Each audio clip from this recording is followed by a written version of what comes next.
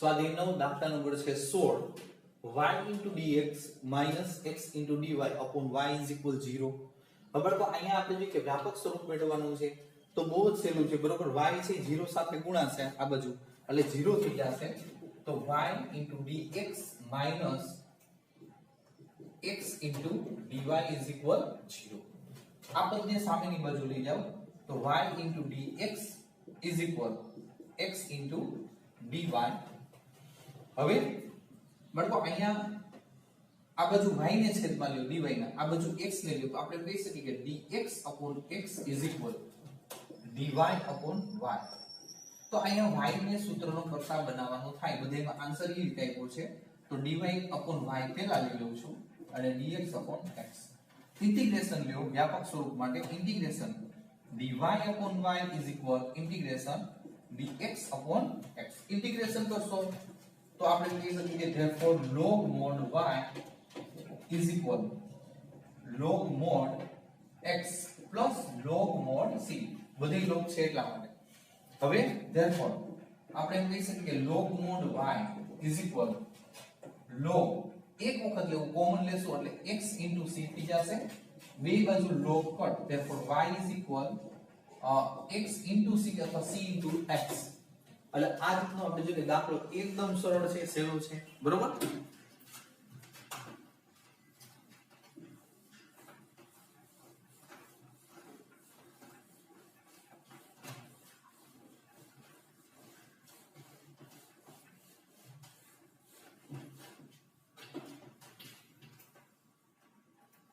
Number 17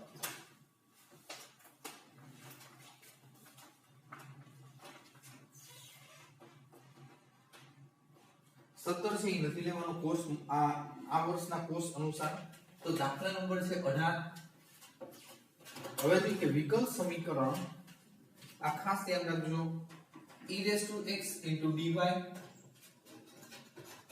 plus bracket ની અંદર y into e raised to x plus 2x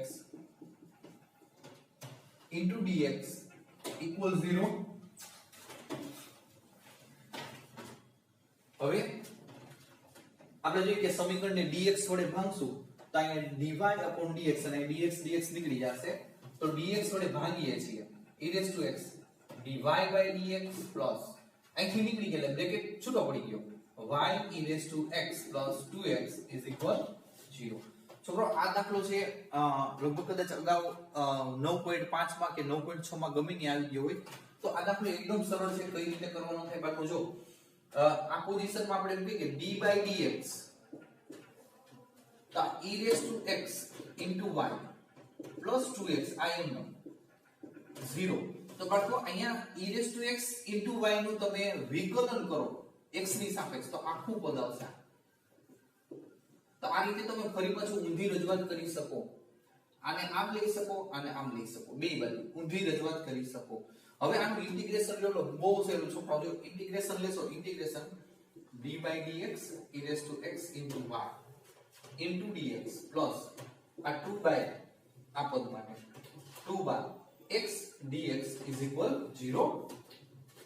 તો તમને ખબર છે કે સંકલન ને વિકલન બે વિપરીત ઘટના છે એટલે આ આપોઆપ નીકળી જશે. તો અહીંયા વધશે e raised to x into y આ 2 આનું વિકલન x નું વિકલન x square by 2 plus c is equal 0. તો અહીંયા જો 2 કટ થાય છે e raised to x into y plus x square plus c is equal 0. Answer ready. દાખલા નંબર છે 18.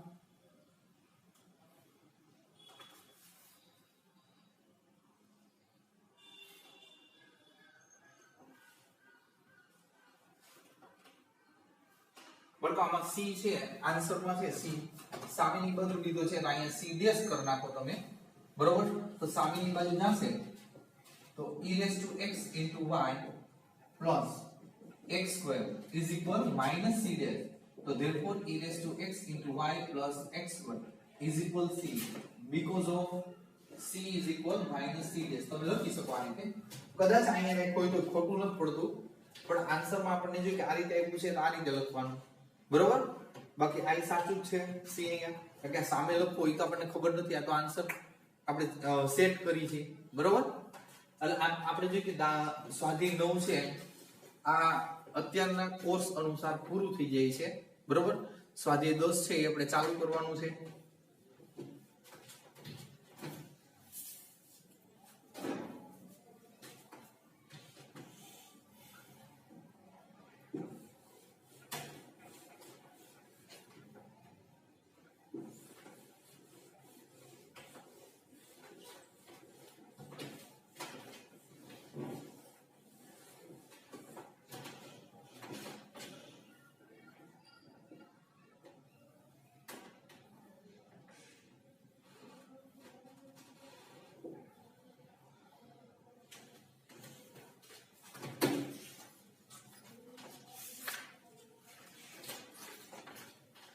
સ્વાધ્યાય 10 માં છોકરાઓ ખાસ ધ્યાન રાખવાનું મેન નોંધ ઉપર જાય છે અને આ અમુક પોઈન્ટ 10મા સ્વાધ્યાયના છે એ ફિઝિકલ પોઈન્ટ એટલે કે ફિઝિક્સ અનુસાર છે બરોબર છે.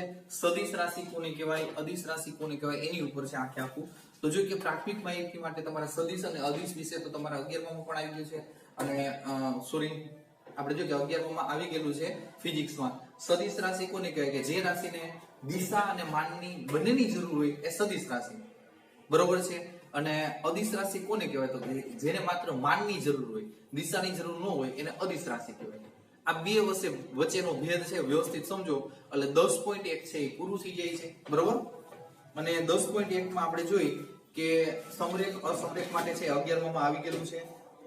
હવે જોઈએ કે 10.1 માટે તમને પહેલો પ્રશ્ન એમ કહે છે કે ઉત્તરથી પૂર્વ તરફ 30 અંશના ખૂણે 40 કિલોમીટરનું સ્થાનાંતર આલેખ દ્વારા દર્શાવો. 40 કિલોમીટરનું સ્થાનાંતર આલેખ દ્વારા દર્શાવો. તો બાળકો અહીંયા ગ્રાફ દોરવાની વાત આવે છે.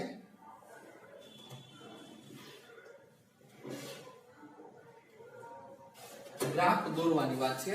હવે અહીંયા આપણે જોઈએ કે આ પૂર્વ આ પશ્ચિમ ખાસ યાદ રાખવું. પૂર્વ પશ્ચિમ ઉત્તર દક્ષિણ ઉત્તર આ દક્ષિણ. કારણ કે જો આ ફરવું ન જોઈએ પૂર્વ પશ્ચિમ ઉત્તર અને દક્ષિણ. રકમમાં તમને શું સમજાવ્યું છે કે ઉત્તરથી પૂર્વ તરફ જો આ ઉત્તરથી પૂર્વ તરફ જવાનું છે એટલે આ દિશામાં જવું છે અને 30 અંશનો ખૂણો જો અહીંથી સ્ટાર્ટ કરવાનું અહીંથી નહીં આપણે અહીંથી સ્ટાર્ટ કરવાનું છે બરોબર છે. હવે 30 અંશનો ખૂણો વચ્ચોવચ્ચથી પસાર કરીએ તો 90 નો પણ અહીંયા ઉપર લેવો પડશે બરોબર છે. અને આ 30 અંશનો ખૂણો કેટલો ઉત્તરથી પૂર્વ તરફ 30 અંશનો ખૂણો જો વધી નો જાવો જોઈએ અને 30 અંશનો ખૂણો બનાવી તમને એમ કહે છે 30 અંશના ખૂણે 40 કિલોમીટર ચાલવાનું છે. તો આપણે એમ કહીએ કે અહીંયા સુધી પહોંચશે એ પી બિંદુ છે આ 40 કિલોમીટર બરોબર. આ તમે ગ્રાફ દર્શાવો બીજું કઈ છે નહીં. રેડી. હવે દાખલા નંબર છે 2 બરાબર. એમાં ગણતરી નથી તમારે ખાલી કહેવાનું છે. તમને કિંમત આપી છે ટૂંકમાં કે નીચે આપેલા માપને અદિશ અને સદિશમાં વર્ગીકૃત કરો. અદિશ અને સદિશમાં તો 10 કિલોગ્રામ છે એ મૂલ્ય છે એને દિશા હોતી નથી એટલે 10 કિલોગ્રામ છે એ મૂલ્ય છે દિશા હોતી નથી એટલે અદિશ રાશિ થશે. તમે સમજી શકો 10 કિલોગ્રામ છે એ આપણે એમ કહી શકીએ કે નંબર 1 10 કિગ્રા તો શું થશે અદિશ. નંબર 2 હવે આ ફિઝિક્સમાં તમારે આવી ગયેલા પોઈન્ટ છે 2 મીટર ઉત્તર પશ્ચિમ દિશા. આ 2 મીટર ઉત્તર પશ્ચિમ દિશા. તો બાળકો જો અહીંયા દિશા દર્શાવેલી ઉત્તરથી પશ્ચિમ દિશા તરફ 2 મીટર લેવાનું તો એ સદિશ થયું. રેડી. પછી ત્રીજું છે 40 ડિગ્રી. તો આ એક મૂલ્ય છે બરોબર છે એ પણ અદિશ થશે એની દિશાની કોઈ જરૂર હોતી નથી. નંબર 4 એના પછી છે કુલમ -10⁻⁴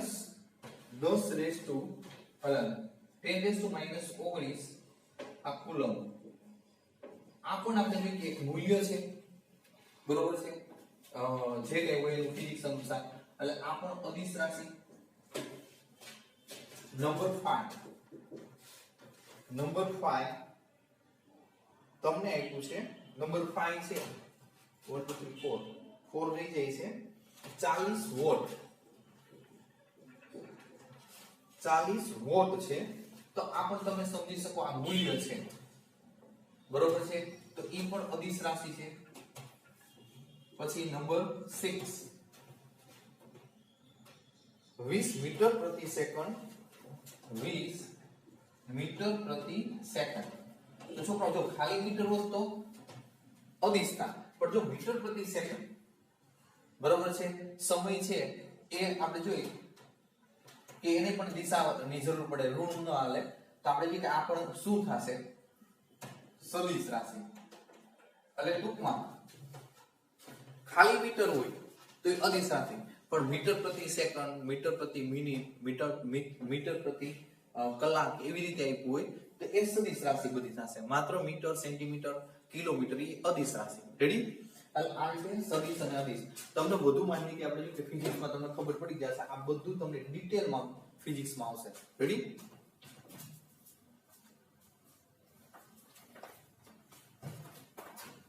એના પછી જે દાખલા નંબર છે 3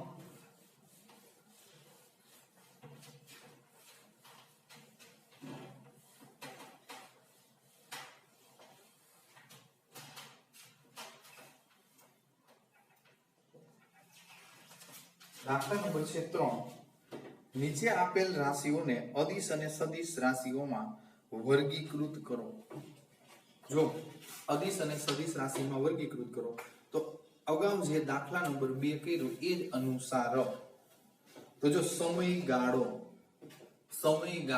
બરોબર છે સમય છે એ અદિશ રાશિ છે સમયગાળો બરોબર છે એની દિશાની કોઈ જરૂર રહેતી નથી પછી નંબર 2 અંતરને કોઈ આપણે જોઈએ કે દિશાની જરૂર મૂલ્ય હોય પણ દિશાની જરૂર રહેતી નથી એટલે ઈ પણ અદિશ રાશિ બળ બરોબર છે બળ ફિઝિક્સ અનુસાર આપણે જોઈએ કે બળ છે એ સદિશ રાશિ છે વેગ પણ સદિશ રાશિ થશે અને થયેલ કાર્ય તમે જે કાર્ય કર્યું હોય કાર્ય છે એ અદિશ રાશિ છે ખાસ ધ્યાન રાખજો પછી આપણે જોઈએ કે દાખલા નંબર છે 4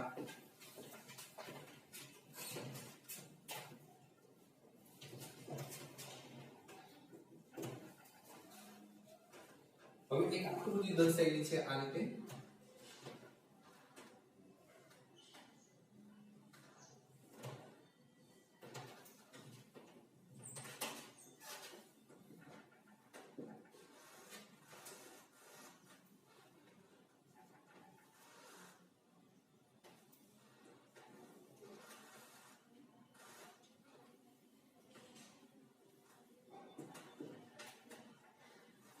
સદિશ A સદિશ B સદિશ C સદિશ D આ રીતે આપ્યું છે અને A આ B C અને D આ બિંદુ ચાર આપ્યા છે તો અહીંયા તમને કીધું સમ ઉદ્ભવ તો કયા સદિશોનો સમ ઉદ્ભવ સમ એટલે સરખો ઉદ્ભવ કયો છે તો જો આ બે તો ભેગા થાય છે ઉદ્ભવ અલગ અલગ છે અહીંથી આ બે અહીંયા આપણે જોઈએ કે અલગ અલગ પણ આપણે જોઈએ કે આ ઉદ્ભવ સ્થાન આનું A અને આપણે જોઈએ કે ટૂંકમાં સદિશ A નું ઉદ્ભવ સ્થાન છે આ અને સદિશ D નું ઉદ્ભવ સ્થાન પણ અહીંયા છે તો આપણે જોઈએ કે સમ ઉદ્ભવ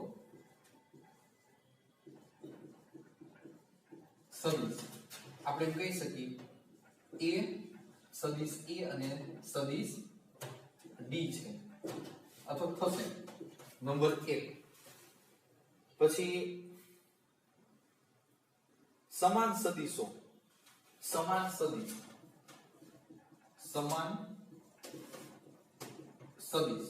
તો સમાન સદિશ ક્યાં છે તો આપણે જે કે સમાન સદિશ સમરેખ હોય આપણે જે કે સમાન સદિશ કહી શકાય તો આપણે એમ કહી શકીએ કે સમરેખ હોય એ સમાન સદિશ કહી શકાય તો અહીંયા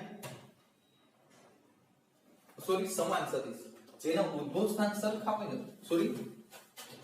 સમરેખ હોય અને દિશા સરખી હોય, સમરેખ હોય અને દિશા છે ને બેની સરખી હોય, જો દિશા અહીંયા આ બાજુ દર્શાવી, આની દિશા એક આમ છે ને આમ છે, એટલે આપણે જે કે સમાન સદિશ નો કહેવાય, તો અહીંયા સમાન સદિશ છે એ બી સદિશ અને આપણે જે કે બી સદિશ છે સમાન, જેની દિશા સરખી હોય, બરોબર છે, એ સમાન સદિશ, જેની દિશા સરખી હોય એ સમાન, જો આની દિશા આ બાજુ જે છે આની દિશા આ બાજુ, એટલે a અને c સમાન સદિશ કહી શકાય નહીં.